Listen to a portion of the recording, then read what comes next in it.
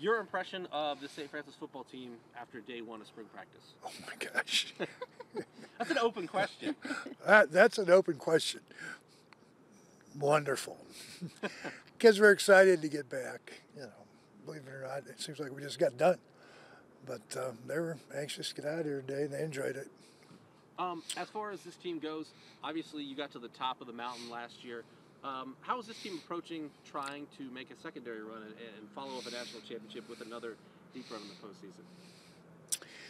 Well, you've got to look at how you got there the first time. You got to recognize that kids come to college for a reason, that's to graduate. We had some good players that we're going to be missing. That next guy up's got to step up and get it done. Lost the receiving corps in its entirety, and three great players in the offensive line. We do have 8 starters returning on defense. Offense will have to take on a little different identity. We have to change a few things to what we, to adapt to what we have instead of what we had, without reinventing the wheel. But it's a good start point to have a guy like Nick Ferrer back, Justin Green back. If you're strong in the middle, you got a chance. So, we're optimistic about it. Again, you got to play well, you got to stay healthy, and you got to be aware of all the potential pitfalls that when you're on top, what can happen to you. So we're excited about the challenge again. Kids have worked hard all winter, and seems like we haven't been done that long, but here we are again. You mentioned the offense replacing a lot of the skill position players. Seth Coate obviously had a record-setting career here.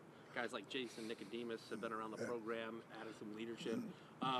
Who are some of the guys that you are specifically looking forward to taking bigger roles in the offense that are going to step up and fill those guys' shoes? I don't know. Time will tell. Seniors have got to be the first guys I look to.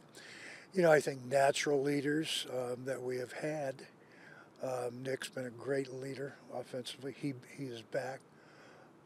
Pearson Harnish has been a great leader. He was only a sophomore this year, so we got him 2 more years. In this senior class, we're just going to be evaluating as we go. I see half a dozen really strong potential leaders. We'll just see how it shakes out. Give it some time. Defensively, you played a lot. You mentioned Pearson, but you played a lot of guys, specifically at the linebacker slot, that are coming back this year. Got to replace some D linemen, some D backs. But what is your overall outlook for the defense? What are you trying to establish with the defense from now until the black and blue game on the 22nd? Get our best 11 out there. I mean, the loss of Sparks, he was a great player.